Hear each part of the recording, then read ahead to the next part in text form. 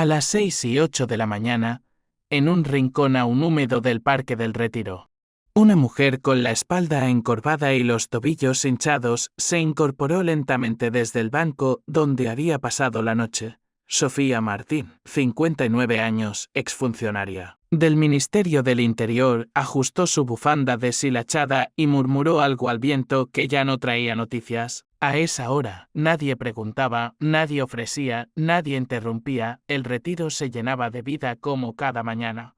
Los primeros corredores, los paseadores de perros. El operario que regaba los parterres sin mirar a nadie. En la Fuente del Ángel, caído, un niño de no más de 5 años corría tras unas palomas, tropezó con una raíz y cayó de bruces. Gente alrededor lo vio, claro que sí. Algunos torcieron el cuello. Otros ni eso. Pero nadie se movió. Sofía sí no corrió, caminó despacio. En sus años en la administración pública había aprendido que las acciones más valientes no siempre hacían ruido. Se agachó, revisó que el golpe no fuese grave y con una suavidad que no parecía de una mujer que dormía sobre piedra. Limpió el raspón del niño con un pañuelo doblado 4 veces. Después le ató los cordones de los zapatos como si cada nudo fuera un gesto de dignidad. Aquel gesto no fue invisible. Álvaro Robles, 47 años, inversor inmobiliario y viudo desde hacía 3, lo observaba desde unos metros. No solo por ser padre del niño, sino porque algo en esa escena rompía su burbuja de certezas. No era caridad. Era algo más elemental, humanidad. Él no dijo nada al principio, pero cuando se acercó, entendió que esa mujer no pedía nada. Ni comida, ni dinero, ni atención. Había ayudado porque sí. Y eso, en una ciudad como Madrid, donde la gente aprendía a mirar sin ver, era cada vez más raro esa mañana. Sofía no supo que su vida iba a cambiar. Solo supo que el café que se ofrecía en el puesto de la esquina olía mejor cuando alguien te lo invitaba con respeto. Y que sentarse en una mesa, aunque fuera por unos minutos, sin sentir vergüenza, podía ser el primer paso para recordar que uno también había sido parte de la sociedad. Una vez, en su día, Sofía había sido analista de seguridad del Estado. Trabajó en operativos conjuntos con la Guardia Civil, participó en conferencias internacionales y pasó por despachos donde cada decisión afectaba a Miles.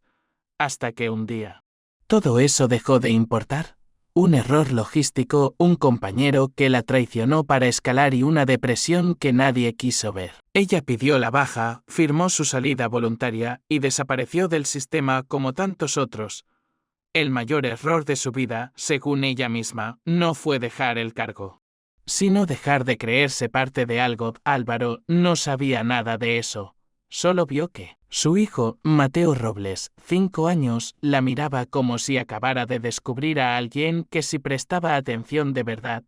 Esa noche, en su casa del barrio de Salamanca, Álvaro pensó en ella más de lo que quiso admitir, porque el silencio que Sofía dejaba al marcharse no era el de una extraña. Era el de alguien que, por un momento, había devuelto algo esencial. La lección de ese día no vino de un informe, ni de una reunión de padres, ni de una charla motivacional.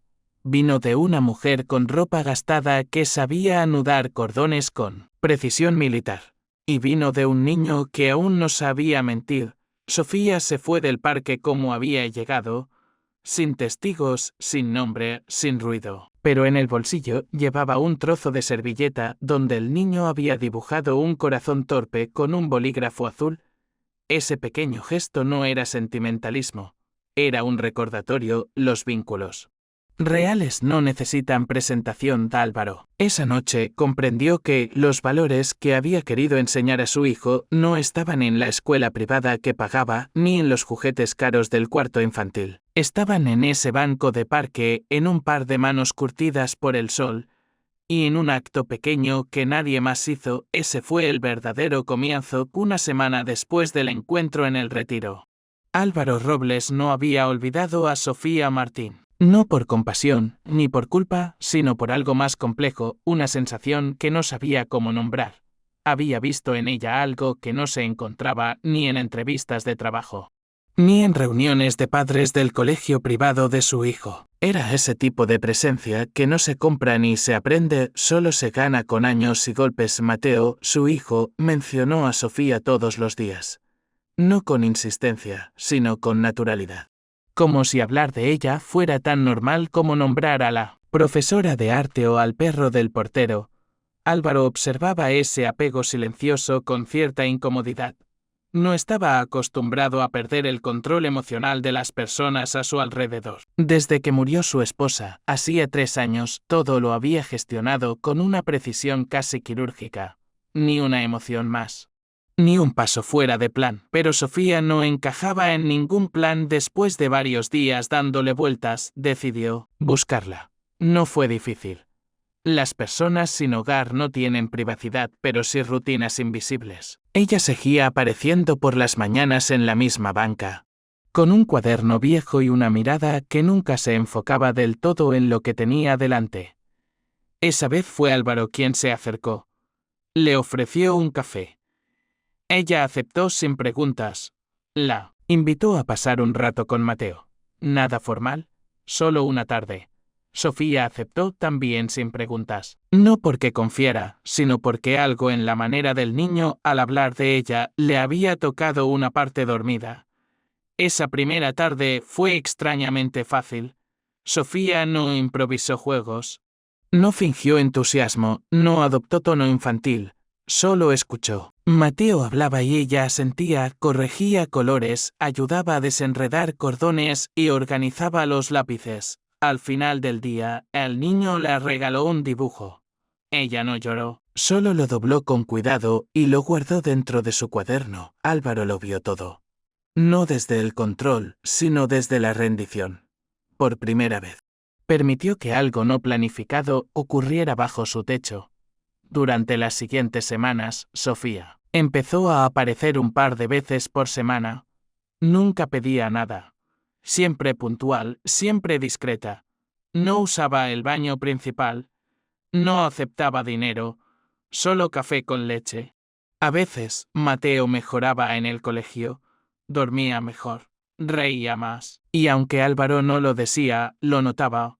Hasta que Marta Robles, su hermana, apareció una tarde sin avisar. Marta, 42 años, funcionaria del ayuntamiento. Acostumbrada a decidir en nombre de todos. Siempre preocupada, siempre racional. Al ver a Sofía en casa, su gesto cambió. No dijo nada directo, pero su mirada lo dijo todo. Esa noche, sin dar explicaciones, pidió a un contacto en recursos humanos que investigara a la mujer. La información que recibió fue vaga, exfuncionaria del ministerio, baja voluntaria por causas médicas, sin antecedentes penales, sin vivienda estable, sin familia registrada. Demasiadas casillas vacías para alguien como Marta. Ella pensaba en perfiles, riesgos, reputación. Álvaro, en cambio, pensaba en la paz que Sofía traía a su hijo. Pero aún no lo decía en voz alta a Sofía, sin saber nada de esa pesquisa. Silenciosa, seguía llegando, siempre con sus zapatillas gastadas y ese cuaderno doblado que nunca dejaba. Álvaro empezaba a preguntarse si esa mujer no tenía más estructura interna que muchos de sus socios de negocios. Esa noche, mientras Mateo dormía con una sonrisa, Álvaro se quedó en la cocina, mirando la taza que Sofía había usado. No había dejado marca de lápiz de labios, ni olor fuerte, ni rastro de perfume. Pero la taza parecía más humana que otras veces, y por primera vez en años. Álvaro sintió algo parecido a la calma. El vínculo entre Sofía y Mateo se volvió tan natural que nadie en la casa lo cuestionaba ya. Incluso Ana, la empleada que llevaba años con la familia, empezó a dejarle pequeños gestos de confianza, una taza limpia en el mismo lugar, una servilleta doblada con cuidado. Un saludo más cálido por las mañanas. No eran abrazos ni elogios, pero en una casa como aquella, donde todo funcionaba con silenciosa eficiencia, los gestos sutiles significaban más que las palabras. Sofía nunca preguntaba nada personal. Ni siquiera sobre la madre del niño. Sabía que hay heridas que se abren solas si se empujan, y ella ya había aprendido a vivir cerca del dolor sin nombrarlo, cada vez que entraba por la puerta trasera. Lo hacía con el mismo respeto con el que antes entraba a una sala de reuniones del ministerio, sin prometer, sin esperar, sin imponerse. En Mateo, en cambio, hablaba sin freno, sobre su profesor de arte, sobre su dinosaurio de peluche, sobre el miedo a que se le cayeran los dientes. Sofía lo escuchaba sin apurar, como si cada historia tuviera un peso real. El niño comenzó a dibujarla en sus cuadernos, a veces como un superhéroe de las agujetas, otras veces como un árbol que no se cae con el viento. Álvaro lo observaba todo desde la distancia. Él no era un hombre frío, pero sí reservado. Había aprendido que la contención emocional era una forma de sobrevivir. Sin embargo, algo en la manera de Sofía de no invadir lo obligaba a reconsiderar esa forma de estar en el mundo. Hasta que un día, en medio de una tarde cualquiera, apareció alguien del pasado de Sofía. Tomás Díaz, 61 años, ex convicto y conocido de las calles. Nadie sabía bien de dónde venía ni a dónde iba. Había sido parte de la etapa más oscura de Sofía, cuando aún no aceptaba su caída. Él no tocó la puerta principal, esperó en el parque. En una esquina donde el viento cubría los rostros con hojas. Sofía lo vio desde lejos y se acercó. Con ese paso firme que había aprendido a usar para no parecer vulnerable, hablaron bajo. Él habló de viejos tiempos, con un tono incómodo. Ella respondió con calma, sin entrar en detalles. Él intentó alargar la conversación, pero ella se fue. Sofía no levantó la voz, pero su mirada fue suficiente para dejar claro que esa parte de su vida ya no mandaba. Sin embargo, esa escena no pasó desapercibida. Julia, la antigua niñera de Mateo, que había regresado por unos días para ayudar con unos trámites, vio la conversación desde la distancia. No escuchó todo, pero lo suficiente para preocuparse. Esa misma noche, Julia se sentó con Álvaro y, con voz pausada, le contó lo que había presenciado. No exageró. No dramatizó. Solo transmitió la inquietud de alguien que conoce bien los silencios peligrosos. Álvaro, por dentro, se tensó. No porque desconfiara por completo de Sofía, sino porque no saber lo suficiente empezaba a pesarle. A la mañana siguiente, Sofía llegó como siempre. Puntual. Discreta. Con su cuaderno y su mirada tranquila. Pero algo en el ambiente había cambiado. Ana estaba más distante. Álvaro evitaba el contacto visual. Mateo, sin embargo, corrió a sus brazos como cada día. Durante esa jornada, Sofía sintió por primera vez que el aire en la casa era más frío. No por la temperatura, sino por la duda. Ella había vivido suficientes cosas como para entender cuando algo se desmoronaba, sin decirse, esa tarde. Mientras recogía los lápices de colores del niño, Álvaro la llamó al despacho. No era una reunión. Era una necesidad de poner en claro lo que ya flotaba en el ambiente. Le pidió explicaciones sobre el hombre del parque. Ella no mintió. Tampoco se justificó. Solo díjolo. Justo Della sintió, pero su mirada no se ablandó. Le pidió que se ausentara unos días, que era mejor así hasta aclarar todo. Sofía no respondió. Guardó su cuaderno, su bufanda, y salió por la misma puerta por la que había entrado tantas veces. Sin reclamos, sin rabia, como alguien que ha aprendido a irse sin dejar preguntas. Pero Mateo, que observó desde la escalera, no entendió, y cuando preguntó por ella, nadie supo cómo explicarle lo que duele cuando alguien justo se va. Los días siguientes transcurrieron con una calma falsa. En la casa de Álvaro, todo parecía en orden, la cafetera sonaba puntual, Mateo iba al colegio y Ana limpiaba como siempre. Pero la ausencia de Sofía se notaba en los espacios pequeños. El rincón de los dibujos estaba desordenado, la mochila de Mateo mal cerrada, y el niño, aunque no lloraba, dormía abrazado a la bufanda marrón que ella había dejado una tarde sobre el sofá. Esa bufanda, que olía a pan y a sombra, se convirtió en su único consuelo. Álvaro lo notó. Lo notó cuando su hijo dejó de contarle cosas, cuando ya no preguntaba si podían ir al parque, cuando dibujaba en silencio y, en vez de dinosaurios, hacía figuras con los ojos cerrados. La casa había perdido su ritmo natural, como si una pieza pequeña, invisible, hubiese desaparecido y todo comenzara a crujir por dentro. Una tarde, Teresa Ibáñez, 66 años, antigua cocinera de la familia y figura materna de los años más duros, volvió por una visita inesperada. Trajo empanadas caseras y olor a pasado. Su manera de mirar lo decía todo, no había venido solo a dejar comida. Había venido a observar. Mientras tomaban café en la cocina, Álvaro le confesó, en voz baja, que Sofía ya no estaba. No por una pelea, no por una traición. Simplemente por precaución. Teresa no respondió al instante. Se limitó a mirar por la ventana, donde Mateo jugaba con una rama, sin mucho interés. Luego, con ese tono que solo tienen los que ya han vivido demasiado, le preguntó si sabía lo que su hermana Marta decía de Sofía en el mercado. Álvaro negó con la cabeza. Entonces, Teresa le relató palabra por palabra lo que había escuchado. Comentarios hirientes, acusaciones sin pruebas, frases dichas con voz de superioridad, que Sofía había sido una funcionaria venida a menos, que vivió con un hombre violento, que usaba al niño para ganarse un lugar en la casa. Lo peor no era el contenido, sino el tono. El mismo tono que usaban los que creen que la dignidad puede borrarse con una etiqueta. Álvaro sintió rabia, no de golpe, no escandalosa, una rabia lenta, silenciosa. Como esas que se clavan detrás del esternón y no te dejan respirar bien. No dijo nada. Solo apretó la taza entre las manos hasta que se enfrió. Teresa lo observó. Sabía que él no iba a reaccionar de inmediato. Álvaro no era impulsivo. Era reflexivo. Pero cuando se decidía, no volvía atrás. Esa noche no pudo dormir. Caminó por la casa, abrió la habitación de su hijo, lo vio abrazado a la bufanda. Y entendió algo simple y brutal. Había apartado de sus vidas a la única persona que había traído una calma verdadera. No era solo culpa.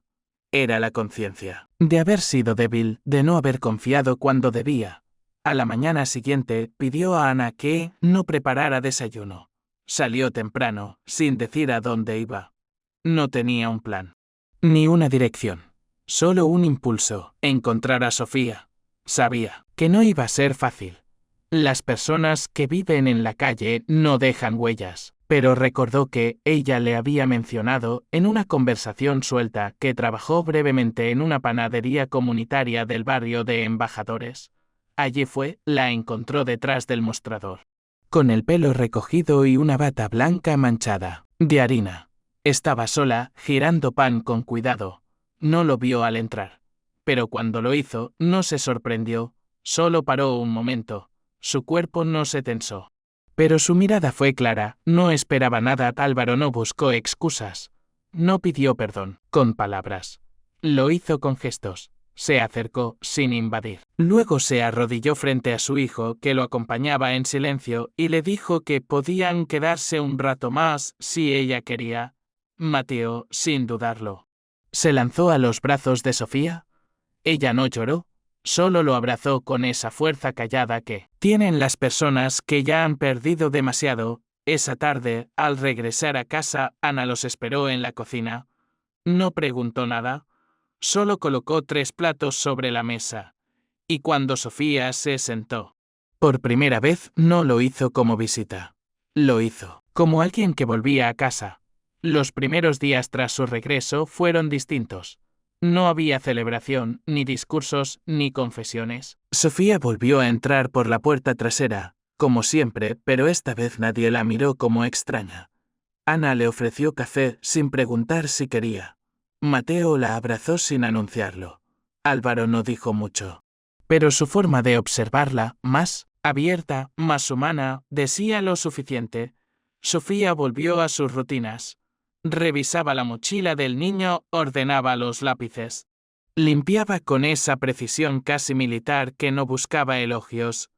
Aunque dormía aún en la habitación pequeña junto a la cocina, nadie se refería a ella como la invitada. Estaba, sencillamente, presente una tarde de lluvia, mientras Sofía preparaba una merienda, volvió a aparecer Marta. No llamó antes. Llegó con un paraguas caro, una bolsa de galletas de almendra y una revista doblada.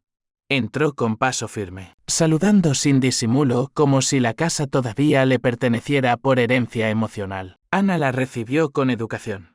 Álvaro bajó las escaleras sin prisa. Sofía, al verla, no se levantó. La tensión era sutil, pero densa. Marta dejó las galletas sobre la mesa y empezó a hacer preguntas envueltas en cortesía. Comentarios sobre la alimentación del niño, sobre los horarios, sobre los libros. Nadie respondió demasiado, solo cuando se quedó sola con Álvaro en el salón. Sacó lo que llevaba tiempo guardando. Había hablado con un abogado. Tenía documentos, registros, datos que, según ella, confirmaban que Sofía no era una persona adecuada para estar cerca de un menor. No eran pruebas legales, pero sí manchas administrativas, una baja voluntaria del ministerio por problemas personales, informes incompletos, periodos sin dirección fija. Para Marta. Eso era suficiente, Álvaro escuchó. No la interrumpió, pero su rostro cambió. No era la ira de quien se siente traicionado. Era la firmeza de quien ha visto demasiado para dejarse llevar por el miedo. Esa noche, cuando Sofía terminó de leerle un cuento a Mateo, bajó a la cocina. Álvaro la esperaba. Le dijo que lo sabía todo.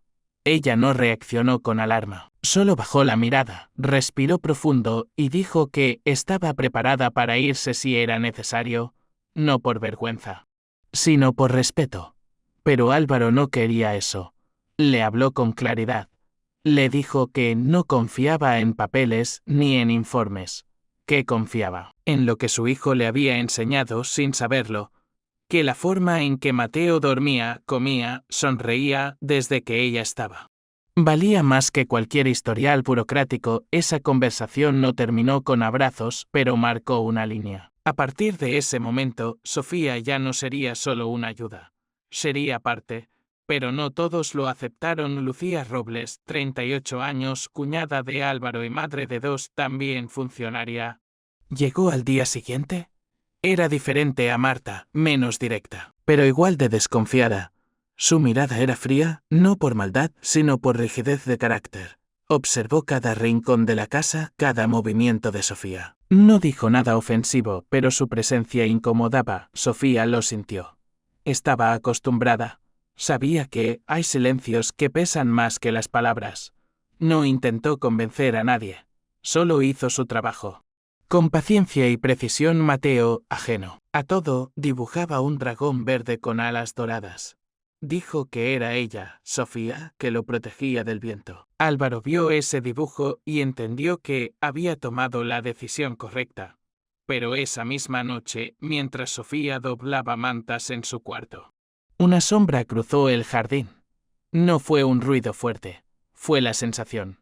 Al mirar por la ventana, lo vio Tomás. De nuevo. Esta vez no venía a hablar, solo estaba observando. Y eso bastó para despertar algo antiguo en ella. La urgencia de proteger. No gritó. No encendió luces. Solo cerró con llave. Se sentó en la cama y pensó. No en su miedo. Pensó en el niño. A la mañana siguiente, se levantó antes que todos. Preparó el desayuno. Puso agua en la cafetera. Y escribió en una hoja suelta una frase. Hay momentos en los que una casa se convierte en hogar solo si uno se queda. A pesar del miedo, luego la guardó en su cuaderno, porque no pensaba irse otra vez. Las siguientes jornadas se vivieron con una normalidad tensa. Sofía no mencionó a nadie lo que había visto en el jardín. No por miedo, sino por decisión. No quería cargar la casa con una amenaza que quizás no volviera. Prefirió mantenerse alerta en silencio como había aprendido durante sus años en el ministerio. La vigilancia tranquila era, a veces, más efectiva que la alarma, pero quien sí notó algo fue Ana. Una mañana, al regresar del mercado antes de lo previsto, vio a Sofía junto a la puerta trasera, mirando el seto del fondo con una quietud inusual. No le preguntó nada, pero se quedó con la imagen. Las mujeres que sobreviven a tanto rara vez pierden tiempo mirando al vacío sin motivo. Mientras tanto, Lucía, la cuñada de Álvaro, había iniciado discretamente su propia indagación. Contactó con un antiguo compañero de universidad que trabajaba en la Policía Nacional. No pidió nada ilegal, solo una revisión de contexto. Le entregó el nombre completo de Sofía, su antiguo DNI y algunos detalles sueltos. Lo que recibió días después no fue escandaloso, pero sí suficiente para alimentar sus dudas: años en domicilio estable, ingresos intermitentes y una anotación genérica sobre riesgo social. Lucía volvió a visitar la casa con una carpeta bajo el brazo. No era oficial, pero venía cargada de sospechas. Esa tarde esperó a que Álvaro regresara del trabajo y le pidió una charla a solas. Él accedió con gesto contenido. En la biblioteca, bajo la luz tenue y rodeados de libros ordenados, ella desplegó los documentos con la convicción de quien cree que está haciendo lo correcto. Álvaro no los tocó. Escuchó en silencio. Dejó que ella hablara.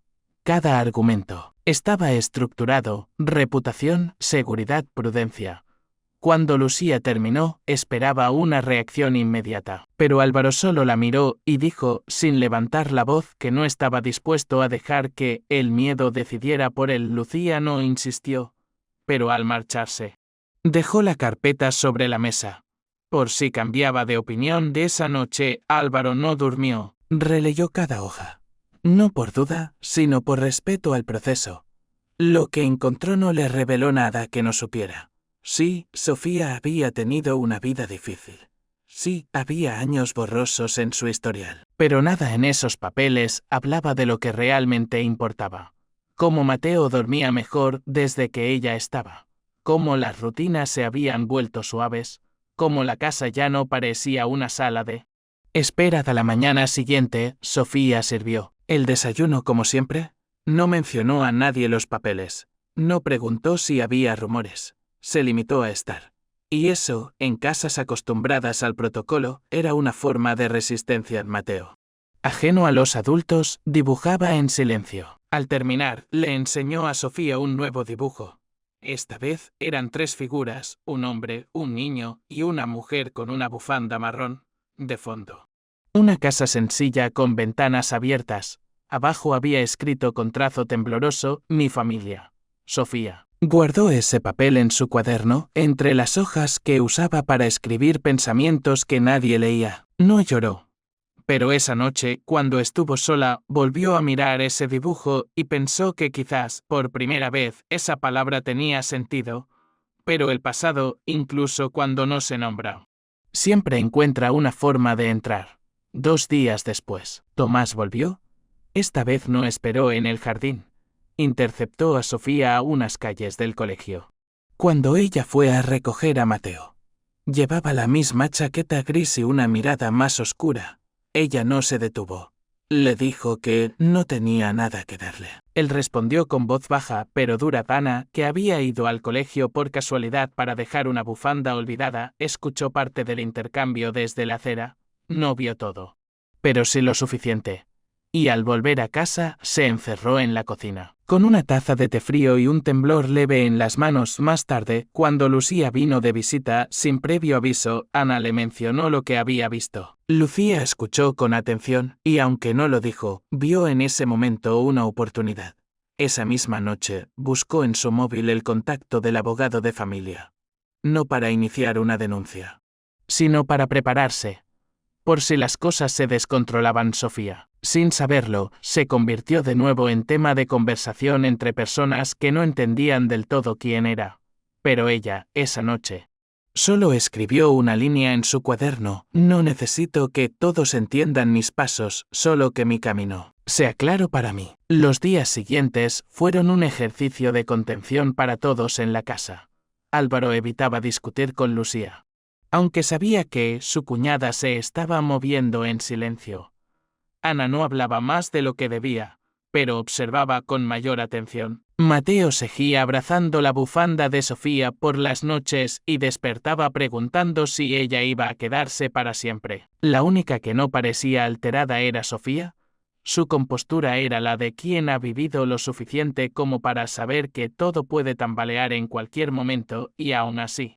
Hay que seguir poniendo la mesa, una tarde cualquiera, mientras Sofía ayudaba a Mateo con una tarea de colorear paisajes. El timbre sonó con insistencia.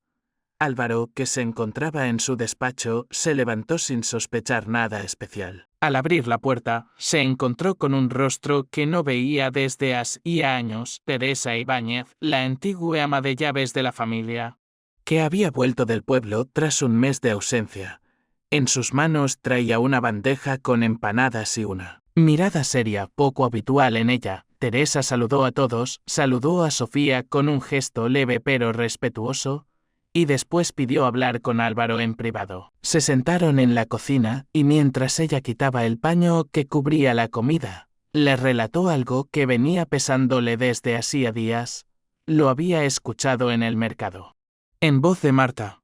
Comentarios duros, dichos sin filtro, delante de otras mujeres, con tono de burla.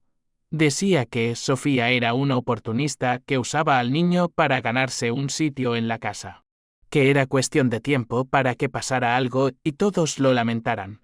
Álvaro no dijo nada al principio. Cerró los ojos, apoyó los codos sobre la mesa y respiró hondo. No era la primera vez que su hermana cruzaba ciertos límites, pero esta vez había ido demasiado lejos. No por lo que dijera sobre él, sino por lo que decía sobre alguien que, con sus silencios y actos cotidianos, había devuelto algo esencial a esa casa, el sentido de pertenencia. Por la tarde, cuando Mateo dormía una siesta ligera y Ana preparaba café, Álvaro salió en coche sin avisar a nadie. No era un impulso. ¿Era una decisión? Se dirigió al piso de Marta en el barrio de Chamberí, donde no había estado en meses. Tocó 3 veces. Ella abrió con cara de sorpresa y con un gesto autocomplaciente, como si ya esperara una conversación de superioridad. No la tuvo. Álvaro fue directo. Le preguntó si era cierto lo que había dicho en el mercado. Marta, sin negarlo del todo, respondió con evasivas. Dijo que solo se preocupaba por él, que no entendía cómo alguien como Sofía podía estar tan integrada en sus vidas, que una mujer con ese pasado no podía ser parte de su núcleo familiar. Él escuchó sin interrumpir, pero cuando habló, fue con una voz seca y baja, le dijo que no tenía derecho a juzgar lo que no comprendía, que nadie, ni siquiera una hermana, podía decidir quién es digno de amor o de confianza. Cuando regresó a casa, era de noche. Las luces de la sala estaban encendidas y Sofía acomodaba los libros de Mateo en la estantería. Al entrar, ella levantó la vista brevemente, como esperando un mensaje que no llegaba. Álvaro no dijo nada en ese momento, no aún a la mañana siguiente, cuando el sol apenas comenzaba a filtrarse por las cortinas. Colocó una carpeta delgada sobre la mesa del comedor. Dentro había un documento sencillo, legal, pero profundo en significado, una autorización notarial que le daba a Sofía el derecho de llevar a Mateo al médico, de actuar en su nombre en caso de emergencia, de ser considerada una figura responsable. En el entorno del niño, Sofía lo leyó con atención, sin emoción visible. Cuando terminó, no hizo preguntas. Solo deslizó la mano sobre el papel como para sentir su peso real. No era un contrato. ¿Era una declaración? Esa tarde, mientras acompañaba a Mateo al colegio, varios padres del curso se acercaron a saludar. Ella devolvió los gestos con respeto, aunque sin mucha apertura. Alguien preguntó si era la abuela. Otro dijo que qué suerte tenía el niño de tener a alguien tan dedicada. Sofía no corrigió a nadie. No hacía falta, volviendo sola por la acera, pasó frente a un escaparate y se vio reflejada. Por primera vez en mucho tiempo, no sintió que debía esconderse, no porque todo estuviera resuelto, sino porque, por fin, había un lugar donde no necesitaba explicarse para quedarse. Los días en la casa de Álvaro comenzaron a moverse con una suavidad nueva. No era la felicidad perfecta ni una tranquilidad sin interrupciones, pero sí un ritmo sincero, lleno de gestos pequeños, una taza compartida sin prisas. Una risa que escapaba del comedor sin que nadie la forzara, una mirada de complicidad entre un niño y una mujer que, sin buscarlo, había ocupado el espacio que la vida le debía desde hacía años. Mateo dormía mejor.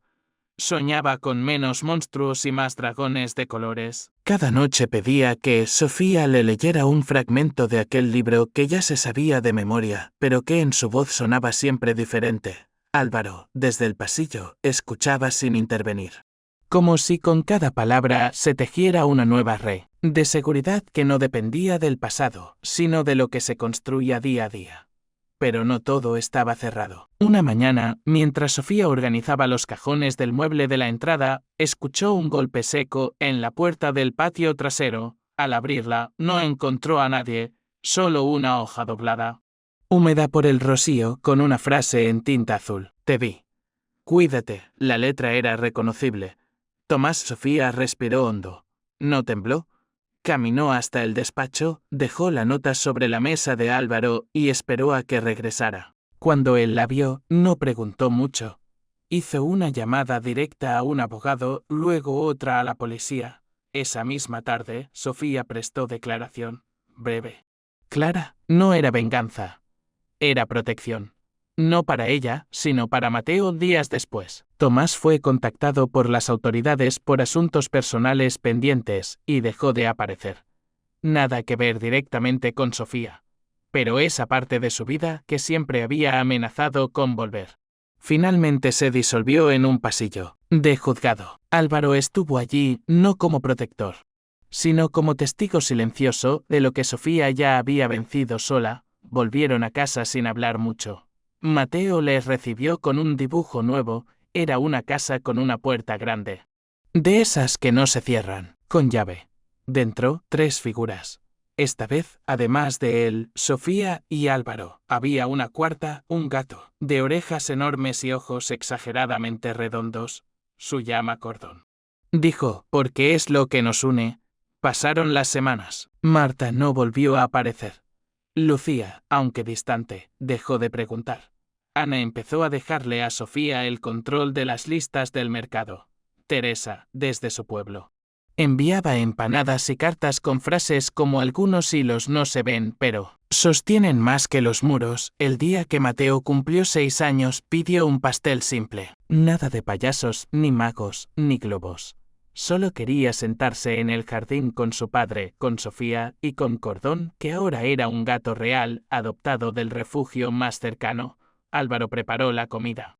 Ana decoró la mesa, y Sofía horneó una tarta de limón con la receta que había aprendido de una mujer francesa muchos años atrás. Cuando sopló la vela, Mateo no pidió un deseo, solo dijo, ya tengo todo, esa noche. Sofía salió al porche con su cuaderno. Escribió unas líneas, pero luego arrancó la hoja. No porque se arrepintiera, sino porque ya no necesitaba escribir para sostenerse. Se quedó sentada, mirando el jardín. Mientras Cordón dormía a sus pies, Álvaro salió poco después. Se sentó a su lado sin hablar. Durante varios minutos, ninguno dijo nada. Hasta que él, con voz baja, soltó algo que llevaba tiempo guardando. ¿Sabes? Cuando te vi por primera vez. No pensé que fueras a quedarte tanto. Sofía sonrió. No respondió. Pero al levantarse, sin mirar atrás, dejó sobre la mesa su cuaderno abierto. Dentro, una sola frase escrita con trazo firme. Nunca fui yo la que se quedó. Fue este lugar el que por fin me sostuvo. Allí quedó una mujer que llegó para atar un cordón y terminó uniendo una familia. Si has escuchado alguna vez una historia parecida, o conoces a alguien que transformó una vida con solo estar presente, déjala en los comentarios. A veces, las historias más grandes empiezan con un gesto pequeño. Y si te gustó esta historia, suscríbete al canal, no por compromiso, sino porque aquí creemos que lo que emociona merece ser compartido. This is an artistic and fictional creation intended for both entertainment and educational purposes. Any resemblance to actual people or events is purely coincidental. Some scenes and dialogues in the video are part of a dramatized performance and incorporate elements of grotesque, satire, and exaggeration. The creator stands against discrimination, violence, and hatred. This channel fully complies with YouTube's policies and does not infringe upon copyright laws.